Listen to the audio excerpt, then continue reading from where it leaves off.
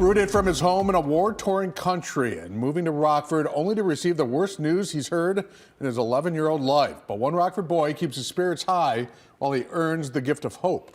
After multiple attempts to treat his heart failure, 11-year-old Cesar becomes UW Health's first pediatric heart transplant patient at the company's transplant center in Madison, Wisconsin. Cesar and his family emigrated from Syria to Rockford 6 years ago. This summer, while playing soccer, Cesar's heart failed. Attempts to save his heart using a mechanical heart pump were unsuccessful, but on August 22nd, UW Health pediatric heart surgeons successfully implanted a donor heart, the first operation of its kind at the UW Health Transplant Center.